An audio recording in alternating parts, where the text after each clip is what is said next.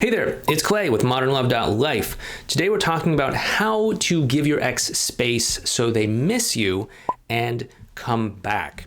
Now, this is something that I think a lot of people are looking for, and we've talked about this before in other videos, but I do want to make it clear that I don't think that everyone needs to always give their ex space. I know there are other people out there that will advocate that you always 100% of the time should be using no contact. Just do it. Just trust the plan. Have blind faith in this and everything like that. I do not follow that line of thought. I do believe that there is a time and place for no contact. I think that it really should only be used if the two of you and your ex being in contact with one another is causing more of an emotional conflict, more emotional damage, or more distance to be done or to be created between the two of you, then if you're being in contact and you're actually getting closer together. If you're in contact and you're getting closer emotionally, then something's working, and we don't want to fix what's not broken, right? So if you're in contact and it is damaging the emotional connection, then it makes sense to take a step back and say, hey, something I'm doing isn't working. Let's put a pause on this so that we don't do any further damage, and let me, figure out what needs to happen before I move forward, and then, do that. So if you are in that sort of place, though, then it might make sense to actually give your ex some space. Or, obviously if they say, hey, I need some space right now, or something like that. But how do you actually do this? How do you help them and give them space so they actually want to miss you and come back? The first thing that you can do is to let them know that you're giving them space.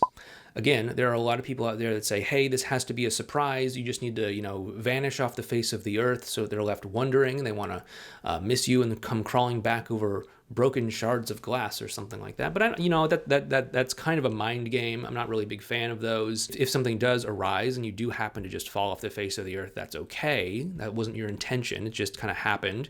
But I wouldn't recommend that you go out of your way to create this strange illusion to kind of evoke an emotional response from them through manipulation. I'd recommend that you just kind of let them know, hey, I think that it makes sense for me to take a step back from us interacting for a little while. So, don't take it personally. It's just me working through some stuff. I hope we can reconnect at some point in the future when I'm in a better place emotionally. Something simple like that. You don't have to make a big deal about it, but just something simple like that.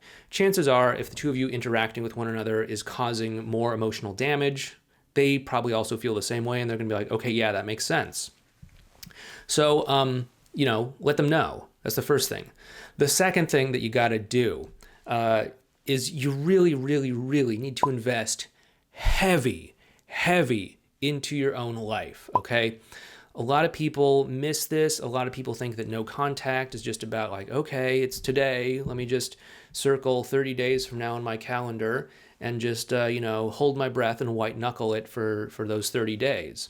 I don't recommend this for a few different reasons. Number one, you're basically saying, okay, I'm just going to put a pause on everything related to me, and then 30 days from now, I'm going to show up as the exact same person and hope for the best. Now, if obviously you're doing no contact because the two of you being in contact with one another was harming the emotional connection, just waiting 30 days is not necessarily going to help things. Now, time can, of course, reduce emotional reactance, which could be causing the two of you to have poor connections. But emotional reactance can also be addressed by how you bring yourself to the interaction. So that is one of the reasons why a lot of people recommend that you just do no contact all the time. It's because time sort of decreases the volume on emotional reactance. And it definitely can be, and it's definitely something that we should acknowledge. But if time and time alone is all you have in your toolbox, then you're putting yourself at a disadvantage.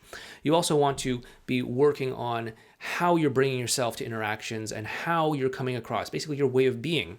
We've been talking about this a lot with our group coaching program, but we want to really work on our own way of being, our alignment with the vision that we're creating for ourselves. It's not just enough to say okay, what do I text next? What do I text next? How do I do this? What happens when this happens? We actually have to think about how we are bringing ourselves, what energy, what vibe are we having as we're bringing ourselves to an interaction.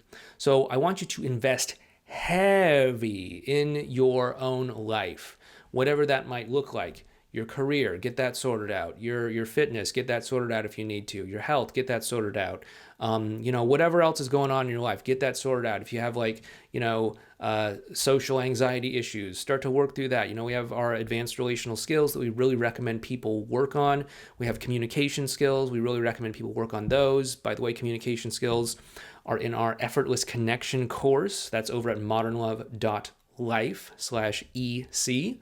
modernlove.life, not .com, but .life/E as in effortless and C as in connection. But yeah, you want to invest heavy in your own life, because oftentimes if you're not investing heavy in your own life, you're going to fall prey to point number 3 here, which is you're going to end up spending too much time reading tea leaves. That is to say, you're going to be spending too much time investing in analyzing your ex from a distance. People will do this, even though I recommend that they don't do it very heavily. They still do it anyway.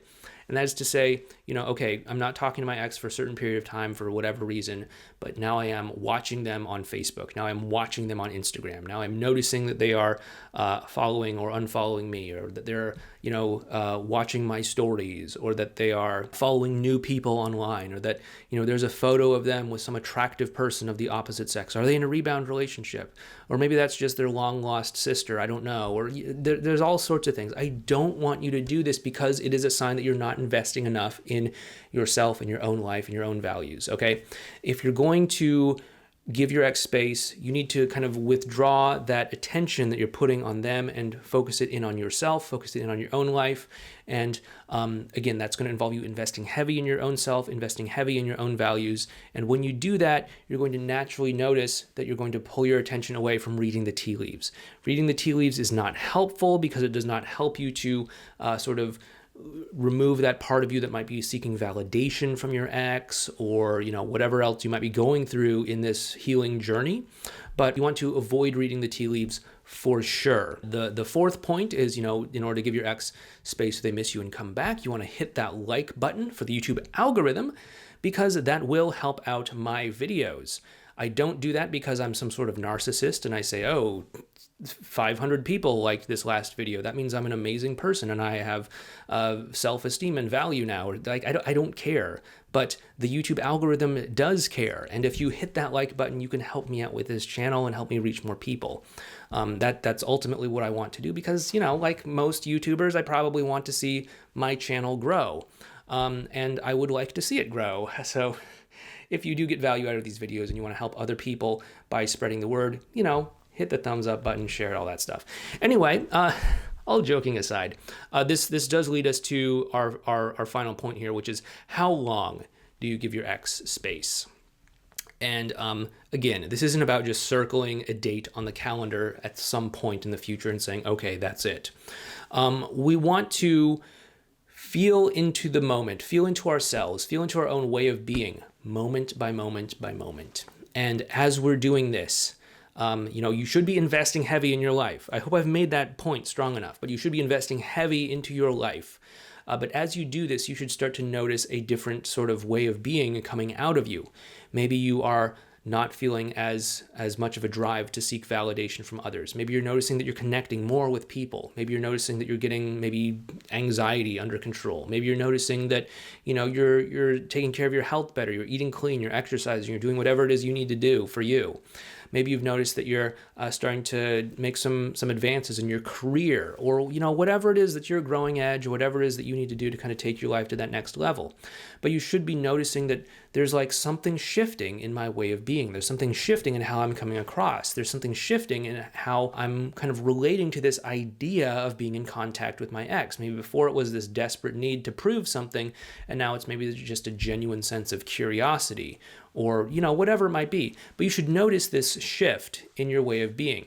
And when you genuinely think that you can have a powerful and strong and meaningful interaction with your ex, that's when it might be time to actually consider getting back in contact. Because again, remember, we're getting out of contact because something about us being in contact is causing them to feel a damage in our emotional connection.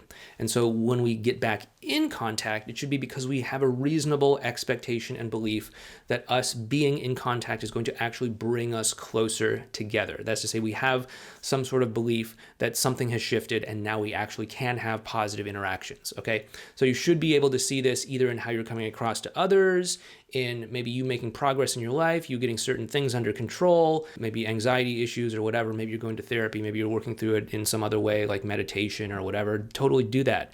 But as you start to get these things under control, you should notice that you're kind of bringing yourself to the idea, at least, of interacting with your ex, or you're noticing that you're bringing yourself to interacting with other people or some important area of your life in a different way.